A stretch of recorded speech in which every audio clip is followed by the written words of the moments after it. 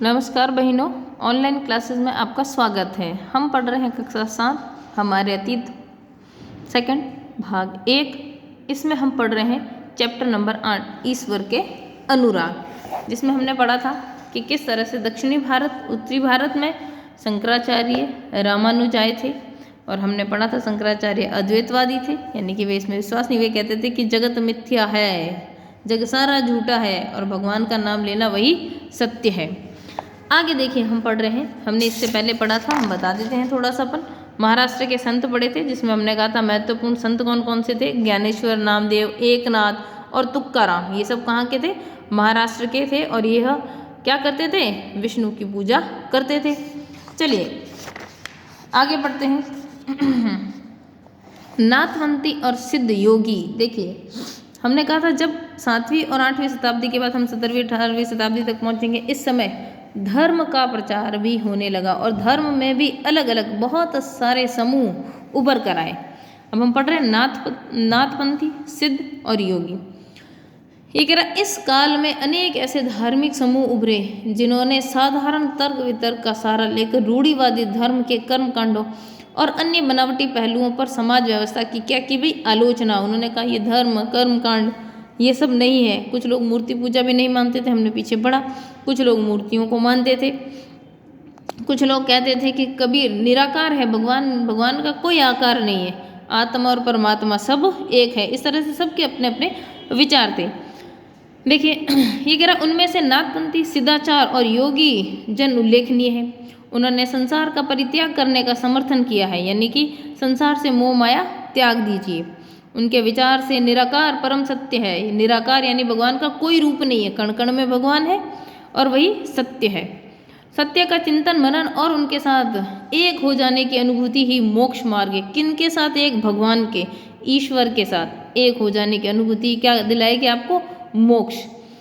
ये कह रहा इसके लिए इन्होंने योगासन, देखो प्राणायाम और चिंतन मनन जैसी क्रियाओं के माध्यम से मन एवं शरीर को कठोर प्रशिक्षण देने की आवश्यकता पर बल दिया। आपने हमारे पुराने जो महाकाव्य है, चाहे महाभारत है चाहे रामायण, उसमें देखा होगा वो लोग तपस्या करते हैं, तपस्या में वो योगासन में बैठे होते हैं और चिंतन मनन करते हैं और शरीर को कठोर प्रशिक्षण देते हैं। आपने देखा होगा वो खड़े रहते हैं, चाहे आंधी आए चाहे तूफान आए, ऐसा सारा आपने सीरियल में भी देखा होगा।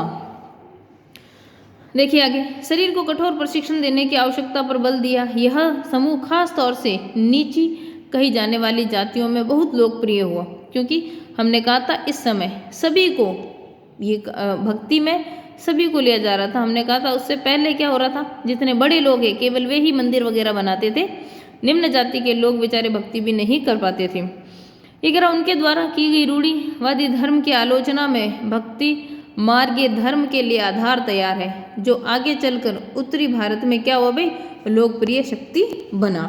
देखिए आगे हमने बहुत सारे कविताएं पढ़ी थी। आगे देखिए क्या कह रहा है, इस्लाम और सूफी संत कौन कौन थे? संतों और सूफियों में बहुत अधिक समानता थी। आज भी आप देखोगे तो संत और सूफी एक जैसे निराकार की पूजा करते हैं, वे सब मोह माया का त्याग करते हैं। संत हमारे हिंदू में है, सूफी मुस्लिम्स में है। यहाँ तक कि यह भी माना जाता है कि उन्होंने आपस में कई विचारों का आदान प्रदान किया, उनके विचार भी मिलते हैं और उन्हें अपनाया। सूफी मुसलमान रहस्यवादी थे, यानी कि उनका पता ही नहीं चल रहा था हमको।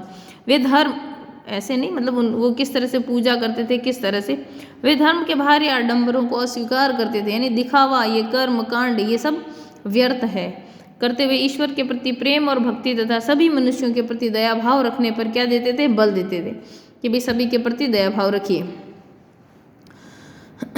इस्लाम ने एकेश्वरवाद यानी एक अल्लाह के प्रति पूर्ण समर्पण दृढ़ता से प्रचार किया। आप सभी को पता होगा इस्लाम में एकेश्वरवाद ही है, सभी अल्लाह को मानते हैं, चाहे वह निम्न वर्ग का है चाहे वह उच्च वर्ग का है। आप किसी भी मजार वगैरह कहीं चले जाइए, क्योंकि उनमें कोई आकार ही नहीं है। अल्लाह हमने देखा था, मस्जिद और मजार सभी जाते हैं।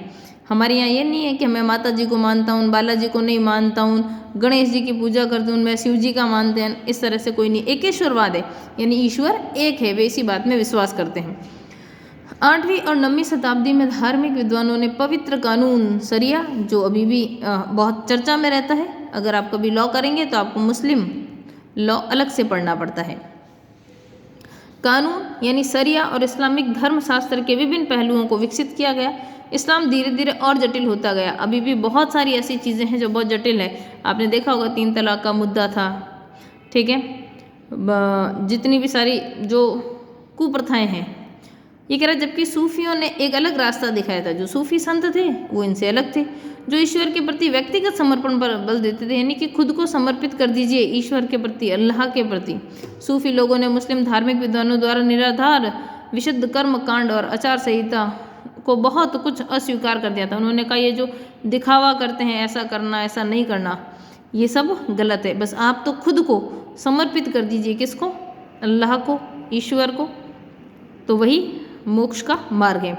वे ईश्वर के साथ ठीक उसी प्रकार जुड़े रहना चाहते थे जिस प्रकार प्रेमी दुनिया की परवाह किए बिना प्रियतमा के साथ जुड़े रहना चाहता है। चाहे कोई कुछ भी कह दे, फिर भी वो उससे जुड़े रहना चाहते हैं। संत कवियों की तरह सूफी लोग भी अपनी भावनाओं को व्यक्त करने के लिए काव्य रचना करते थे। बहुत सारे लोगों के लिए आप पढ़ोगे, कबीर, रहीमन, बहुत सारे आप दोहे पढ़ते हो, वे सब अपनी भक्ति को व्यक्त करने के लिए उन लोगों ने क्या किया है उन लोगों ने एक काव्य और दोहे। मीरा, आप देखेंगे बहुत सारे मीरा के पद हैं। जिस तरह से मीरा ने पूरी दुनिया को त्याग कर कृष्ण के प्रति अपना प्रेम जताया था, बिल्कुल एक प्रियतमा की तरह। आगे देखिए, उससे देखिए मीरा इतनी भक्ति में लीन थी, उन्हें कोई फर्क नहीं पड़ता था कि उन्हें कोई क्या कहता है। गद्य में एक विस्तृत साहित्य और कई किस्से कहानियाँ इन सूफी संतों इर्द गिर्द घूमती हैं। हम भी कई सारी कहानियाँ पढ़ते हैं सभी के बारे में। मध्य एशिया में महान सूफी संतों में गजाली, रूमी, सादी के नाम उल्लेखित हैं। नाथपंथियों, सिद्धों और योगियों की तरह सूफी भी यही मानते थे कि दुनिया के प्रति अलग नज़रिया अपनाने के लिए दिल को सिखाया पढ़ाया जा सकता है, यानी अपने दिल को हम बता सकते हैं कि क्या भगवान आकार है कि निराकार है, मोक्ष मिलेगा कि नहीं। जैसा आप पढ़ेंगे, जैसा आप समझेंगे, उसी तरह से आप व्यवहार भी करेंगे। उन्होंने किसी ओलिया या पीर की देखरेख में जिक्र यानी नाम का जाप, अपन कहते हैं ना ओम नमः शिवाय बोलो, राम राम बोलिए। आपने देखा होगा घर में जो बुजुर्ग व्यक्ति वो सब कहते हैं राम का नाम ले लीजिए। उन्होंने किसी चिंतन, समा यानी गाना, रस यानी नृत्य, आप सभी को पता होगा आपके घर में भी किसी प्रकार का भजन कीर्तन, चाहे रात्रि जोगा, चाहे जागरण दिया जाता है तो लोग गाते हैं, बजाते हैं, इवन नाचते भी हैं। तो ये सब एक साधारण तरीका है भगवान के प्रति अपना भक्ति दिखाने का। सबसे आसान तरीका जो आप लोग जब तब कर नहीं सकते, हम लोग जो है पहाड़ों पर जाकर कोई भी तपस्या नहीं कर सकते, हमें इतनी श्रद्धा शक्ति नहीं, तो सबसे जो भक्ति प्रदर्शन करने का जो सबसे सरल तरीका है वह यही है, गाना और जो है नृत्य। ये सबसे सरल तरीका है भक्ति प्रदर्शित करने का। नीति चर्चा, सांस का नियंत्रण आदि के जरिए प्रशिक्षण में विस्तृत रीतियों का विकास। इस प्रकार आध्यात्मिक सूफी उस्तादों की पीढ़ियाँ, सिलसिलाओं का प्रादुर्भाव हुआ और इनमें से हर एक सिलसिला निर्देश, सिलसिला यानी एक ग्रुप होता था एक तरह से, निर्देश व धार्मिक क्रियाओं का थोड़ा थोड़ा तरीका क्या था, अलग अपनाती थी। देखिए क्या कह रहा है यहाँ पर ये कह रहा कश्मीर में 15वीं व 16वीं सदी में सूफीवाद के ऋषि पंथ का उदय हुआ। इस पंथ की स्थापना शेख नूरुद्दीन अली, जिन्हें नंद ऋषि के नाम से भी जाना जाता है, ने की। कौन से पंथ की स्थापना की? ऋषि पंथ की। आपसे पूछा जाए ऋषि पंथ की स्थापना कहाँ की गई? कश्मीर में। कौन सी सदी में? 15वीं से 16वीं शताब्दी में। किसने की? जिसको हम नंद ऋषि के नाम से जाने जाते हैं, और जिससे कश्मीर के लोगों के जीवन पर गहरा प्रभाव डाला। ऋषि संतों को समर्पित कई स्मारक कश्मीर के कई भागों में पाए जाते हैं। हम आगे भी देखेंगे। आगे देखिए क्या कह रहा है। यहाँ देखिए एक पांडुलिपि दी गई है, कुरान की पांडुलिपि से लिया गया एक पृष्ठ, दक्कन प्रवृत्ति 15वीं शताब्दी का, उर्दू में लिखा हुआ है। चलिए 11वीं शताब्दी में अनेक सूफी जन मध्य एशिया में जाकर हिंदुस्तान में बसने लगे थे। दिल्ली सल्तनत अध्याय 3 में हमने पढ़ा था कि स्थापना में यह प्रक्रिया, हमने कहा था कहाँ से आए थे, अफगान वगैरह से आए थे सारे के सारे। हम मुगल्स की बात करें तो स्थापना के साथ ही यह प्रक्रिया उस समय और भी मजबूत हो गई थी जब उपमहाद्वीप में सर्वत्र बड़े बड़े अनेक सूफी केंद्र विकसित हो गए थे। मुगल ने सब जगह राज किया, तो उन्होंने अनेक सिलसिला, चिश्ती, इन सब का क्या किया, केंद्र स्थापित किए। देखिए सूफी केंद्र विकसित हो गए थे। चिश्ती सिलसिला और सभी सिलसिले में सबसे अधिक प्रभावशाली था।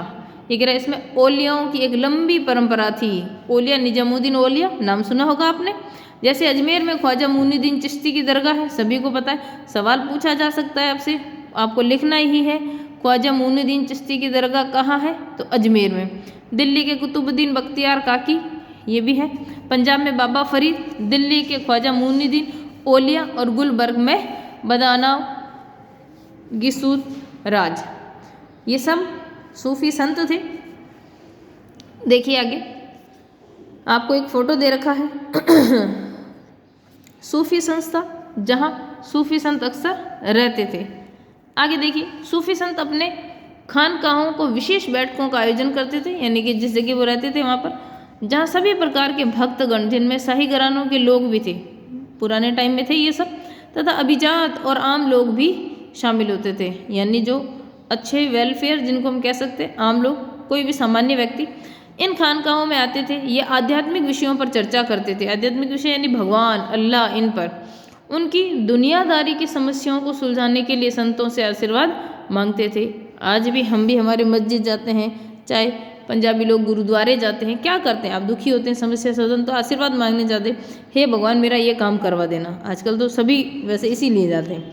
अथवा संगीत तथा नृत्य के जलसों में ही शामिल होकर चलते हैं। आपने हमारी बहुत सी पिक्चरों में सूफी संत का डांस देखा होगा, जिसमें वो ऐसे एक हाथ ऊपर करके गोल गोल राउंड एंड राउंड घूमते रहते हैं। वो गाना है ना सुन फाया, उसमें भी है, ठीक है ना। बहुत जगह आपने इस चीज़ को देखा होगा।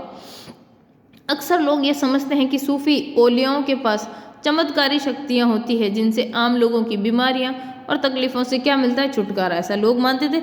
आप बहुत सारी जगह पिक्चराइजेशन भी देखोगे इन सब का। सूफी संत की दरगाह एक तीर्थ स्थल माना जाता है, जहाँ सभी ईमान धर्म के लोग हजारों की संख्या में क्या होते हैं, इकट्ठे होते हैं। आप सभी यहाँ तक पढ़िएगा, इसके आगे हम पढ़ेंगे कल। धन्यवाद।